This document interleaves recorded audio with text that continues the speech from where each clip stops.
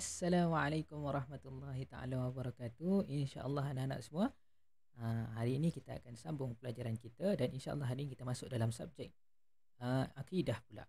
Yang lepas kita dah belajar dalam subjek sirah, akhlak, kita dah belajar jawi dan insyaAllah pada minggu ini kita akan masuk dalam tajuk akidah pula. Okey, apa itu akidah dan tajuk apa yang kita akan belajar hari ini? Kita tengok dalam slide yang akan saya sediakan di sini. Baik, yang pertama, dalam tajuk yang kita akan belajar hari ini, tajuk akidah yang kita akan belajar pada hari ini ialah tentang sifat wajib Allah, iaitu kudrah. Apa dia kudrah? Kudrah, kita tengok, kita masuk pada perkara penting. Ada beberapa perkara penting tentang kudrah ini. Sama-sama kita tengok dalam definisinya. Yang pertama, tentang pengertian. Okey, dalam pengertian, apa dia pengertian kudrah? Kudrah ialah Allah yang maha berkuasa atas segala sesuatu. Allah ni, dia berkuasa atas segala sesuatu. Dia berkuasa atas kita, berkuasa ke atas dunia, dia berkuasa atas malaikat, atas semuanya yang dia ciptakan. Okey, berbeza dengan manusia. Manusia ni hanya berkuasa hanya pada tempat-tempat yang tertentu sahaja. Okey. Sebab tu kita tak boleh nak claim kita, aku ada kuasa, tak boleh. Okey, Allah itu yang ada kuasa yang sebenar-benarnya. Dia boleh menghidupkan, dia boleh mematikan, dan segala benda yang dia nak buat, dia boleh buat. Baik, seterusnya. Yang kedua, kita kena tahu lawan bagi sifat kudrah ini ialah ajzun. Ni sifat mustahil bagi Allah.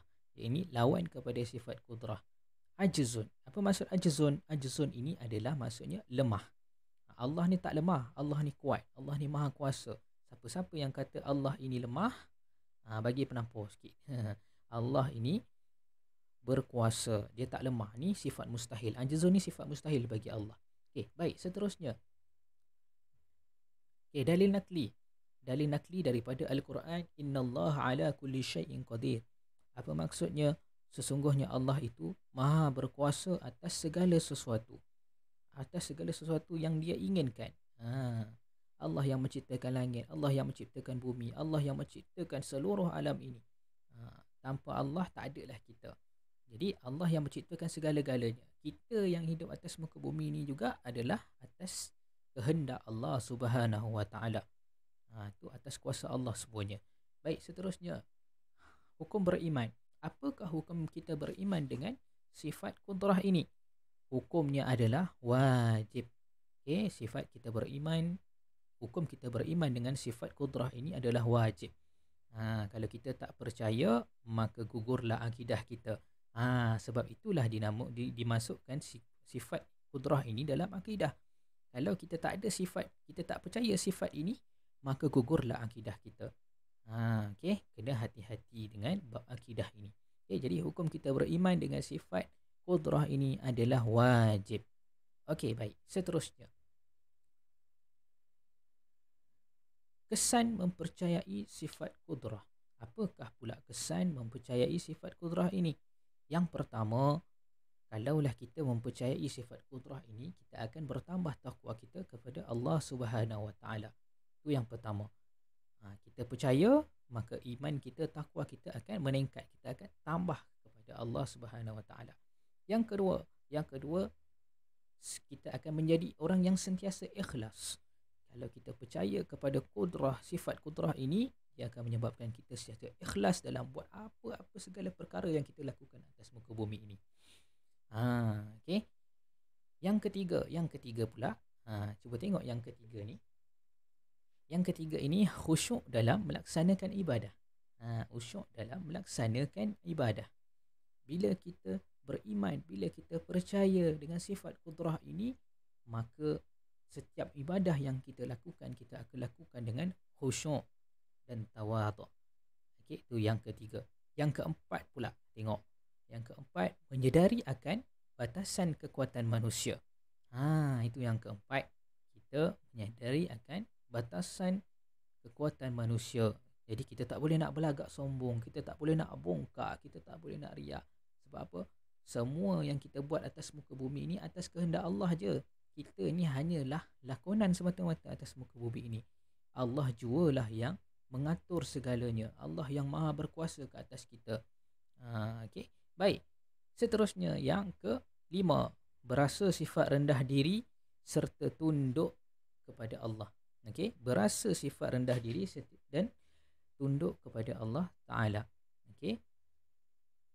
Kemudian yang terakhir, jika kita mempercayai sifat qudrah ini, maknanya kita mengharapkan keampunan dan keredaan Allah Subhanahu Wa Taala. Kita akan sentiasa mengharap redha Allah. Jadi kita tak akanlah minta keampunan ataupun keredaan ke atas manusia semata-mata. Tapi keredaan Allah itulah yang menjadi asbab segalanya kita berada di atas muka bumi ini. Kalaulah Allah tak redha jika kita duduk atas muka bumi ini, maka sia-sialah kita duduk atas muka bumi ini. Baik, seterusnya. Okey anak-anak sekalian. Seterusnya, apakah pula perbezaan kuasa Allah dengan manusia? Okey, sama-sama kita lihat. Okey, ini adalah, tengok dekat belakang saya ni. Ini adalah kuasa Allah dan kuasa manusia. Apakah perbezaan antara keduanya?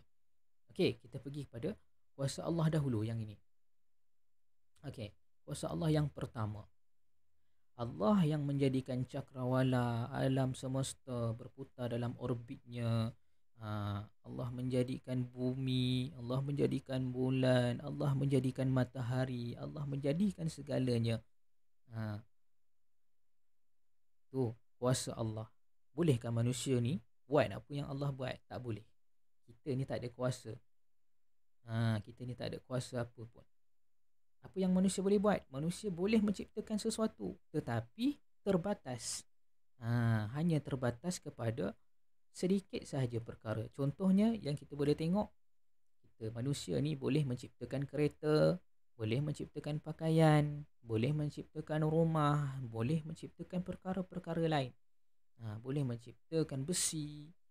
Jadi dekat sini kita boleh lihat, kalau kita tengok contoh yang Allah jadikan dengan apa yang manusia jadikan, sangat banyak perbezaan. Apa maksud perbezaan yang saya cakap? Okay, kalau kita lihat kereta ada tak kelemahan? Ada. Kereta ada kelemahan. Kalau kereta aksiden boleh hancur. Tetapi alam yang Allah ciptakan, kalau Allah tak berkehendak dia hancur, Allah tak minta, Allah tak arahkan alam ini hancur, maka alam ni tak akan hancur. Tetapi kereta kita tak minta pun hancur, dia boleh hancur. Kita pakai 10 tahun, 5 tahun kadang-kadang ada rosak. Okay? Berbeza dengan ciptaan Allah Subhanahu Wa Taala. Ni kita manusia. Allah ciptakan kita.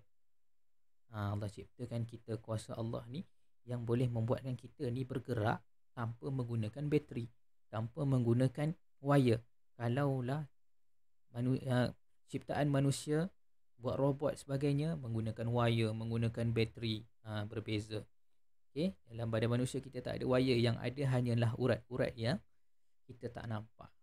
Kulit kita lembut. Tengok kalau manusia ciptakan robot, konon-kononnya nak jadikan manusia, tak jadi. Sebab apa? Robot menggunakan besi. Tanpa besi tak bolehlah dia bergerak seperti mana manusia bergerak. Itu pun terbatas. Tengok bagaimana robot bergerak. Nyot. Berbeza dengan manusia, kita bergerak dalam keadaan yang sangat. Tengok ni. Tangan kita boleh gerakkan, kepala kita boleh gerakkan. Berbeza dengan apa yang diciptakan oleh manusia. Baik, seterusnya kuasa Allah lagi selain daripada cakrawala yang berputar ini menjadikan bumi berpusing di atas paksinya. Tengok kalau kita lihat bumi kita ni berpusing di atas paksinya. Kalaulah bumi kita ni berpusing di luar paksinya, ia akan menyebabkan berlakunya perkara yang tak diinginilah. Kalau Allah arahkan benda tersebut terjadi, maka kiamat itu sudah hampir. Okay, baik. Seterusnya, menjadikan makhluk dalam pelbagai bentuk dan rupa. Allah mampu menjadikan makhluk dalam pelbagai bentuk dan rupa. Okay, kalau kita tengok, kita ni manusia, bentuk ni macam ni. Binatang, bentuknya macam tu. Ada binatang yang bentuknya ada misai. Ada binatang yang ada janggut. Ada binatang yang tak ada mata. Ada binatang yang tak ada kaki. Pelbagai bentuk dan rupa Allah boleh jadikan.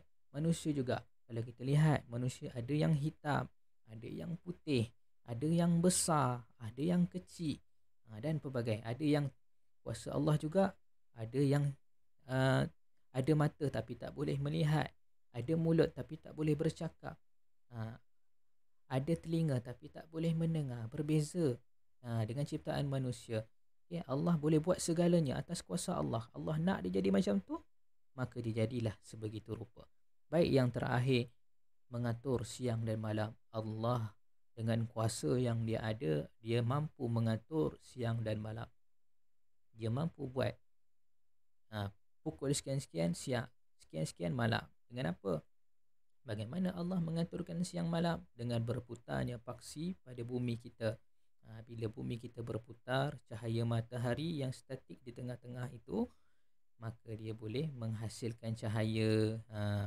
Apabila berlakunya pada waktu malam, bagaimana bulan memantulkan cahaya matahari. Dekat situ kita boleh lihat kuasa Allah Subhanahu Wa Taala. Okey, baik. Saya rasa sekadar itu sahaja untuk hari ini tentang tajuk kita, sifat wajib Allah, qudrah, kekuasaan Allah Ta'ala. Sama ada di dalam diri kita maupun di sekeliling kita, itu semua kekuasaan Allah Subhanahu Wa Ta'ala. Jadi saya rasa sekadar itu sahaja. Kita jumpa lagi pada waktu dan masa yang akan datang. Kita jumpa lagi. Assalamualaikum warahmatullahi ta'ala wabarakatuh.